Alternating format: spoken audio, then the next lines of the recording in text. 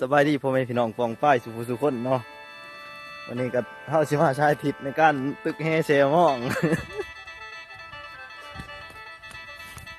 ทานพรชุกขึ้น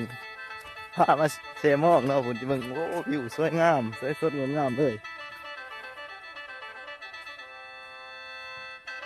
ตอนนี้แดดกำลังร้อนมีความสวยสดงดงามเนาะโอ้ตอนนี้ก็เตรียมอุปกรณ์ก็คือแฮเฮ้ยเป็นยังปรุงแฮอยู่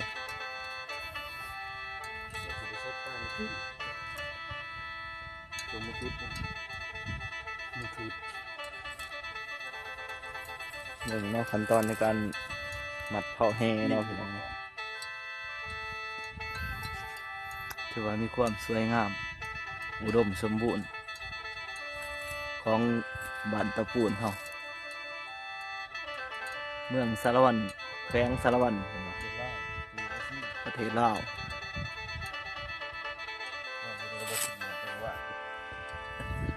อันกาเพื่อแพร่เนาะพี่น้องเนาะเพื่อแพร่ตอนนี้เขาก็นำกลไปเลยเนาะพี่น้องเป็นมีความเสียสละในด้านการหาปลาพี่น้องเอ้ยคนน่าจักถือแก๊บจักบ่ถือแก๊บพี่น้องโอ้เห็นแต่คนพี่ดูดคุณลงหมุดอยู่น้ำโอ้แดดก็แห้งเลยเทือผากนั่นก็เป็นตัวเมืองสารวัตรเนาะพี่น้องเนาะโอ้คือสิเผาปลาใหญ่คนลอยลวงอยู่ตัวหันกับครัวเนาะครัวบ้านตะปูนแล้วก็อ่างน้ำป้าโอ้เป็นสั่งมาใส่น้ำหวานนี่คือสิได้ไล่แล้วพี่น้องเอ้ยโอ้นี่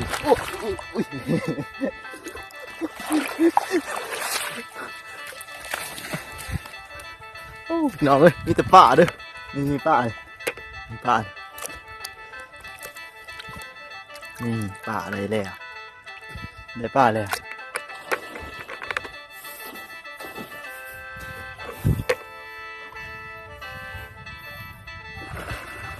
อายุหากินแบบชาวบ้านพี่น้องได้อีกแล้วพี่น้องได้อีกแล้ว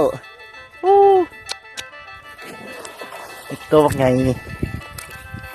โอ้ปิ่งคักทะเลพี่น้องเอ้ย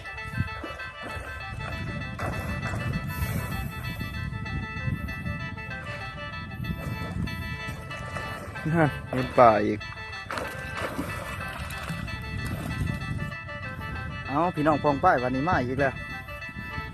กล้องที่สองเนาะกล้องที่สองที่สามเนาะพี่น้องเห็นจักกล้องเท่าไรแล้วก็บ่ทันหูพอกันหาปลาแบบธรรมชาตินี่มันอาจจะได้น้อยแต่ว่าปลาสดพี่น้องโอ้ตึกเลยว่าจังไดตึกอยู่บ่กันกระหมดลงไปแล้วบัดนี้พี่น้องเราจำเป็นต้องไปใช้เครื่องเทคโนโลยีที่ทันสมัยในการหาปูหาปลาพวกเขายังนิยมส้มใส่แบบวิธีทันของบุหานเนาะสีซ้อนเข้ามาเลี้ยงเข้ามาแต่บรรพบุรุษเข้าฝุ่นแล้ว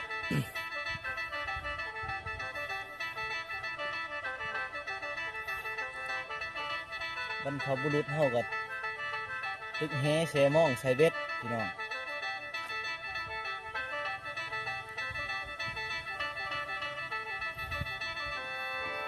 หน้าตาเป็นเลยคือจะได้พอตัวใหญ่เนาะดีเด็กพี่น้องป้านี่ปักเลยล่ะนี่ได้ปักเลยล่ะนี่ป้านี่เป็นป้า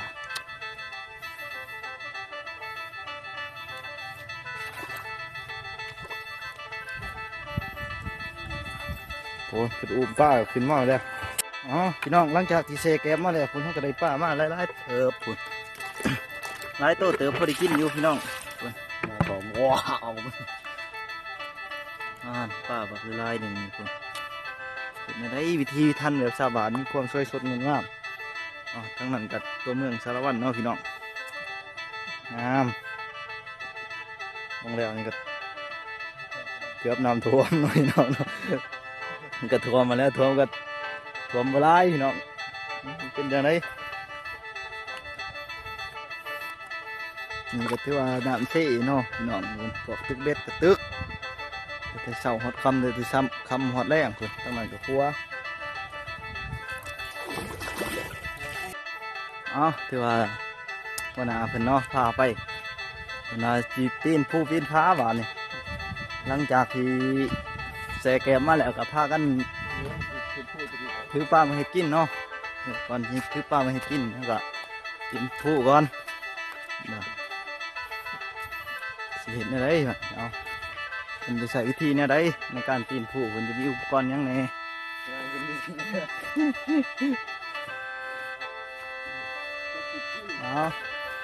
มาวันนี้ก็ข้อขอบใจเนาะพ่อแม่พี่น้องชาวเพจหรือชาวโซเชียลต่างๆเนาะ